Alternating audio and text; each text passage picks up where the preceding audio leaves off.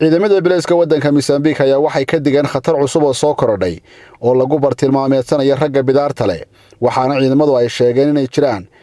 dad dhalinyaro oo yaryar oo 20 jir ah oo aaminsan aragti khaldan oo sheegaysa in ragga bidaarta leh madaxooda laga yaabo inuu dahab ku jiro isla markaasina qaarkood ay geysteen falal noocaas oo kala oo dhibaato loogu geystay dad astaamaha bidaarta leh oo da'yartaasi ay weerareen waxaana la sheegay dadkaas inay rumaysan yihiin aragti sheegaysa inay ka barakaystaan waxaana taasi ay horseedaysaa in dad badan dhibaato loo geysto waxaana ciidamadu ay sheegaan arrintaas inay horseedi karto in ragga madaxooda bidaarta uu leeyahay ay la kulmi karaan dhibaato la xidhiidha arrintaasi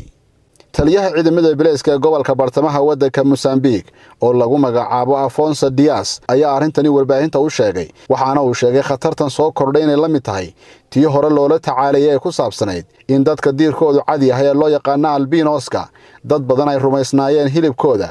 in laga barakaysto isla markaasina ay sababtay in dad badan oo qowmiyadaasi la laayo waxaana uu sheegay taliyahani in hadda ay si weyn uga walaacsan yihiin in khuraafaadka hadda ku soo kordhay bulshada ay horseedi karto in la dilo rag badan oo astaamaha bidaartu ay ka muuqdaan sidoo kale sarkaal dhinaca ammaanka waddanka Mozambique ayaa waxa uu sheegay wakaaladda wararka AFP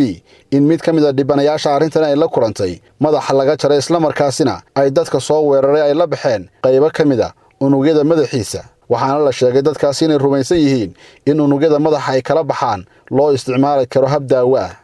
waana mid ka mid ah arrimaha ugu walaaca badan ee haatan soo food saaray ciidamada bilayska iyo sidoo kale guud ahaan waddankaasi Mozambique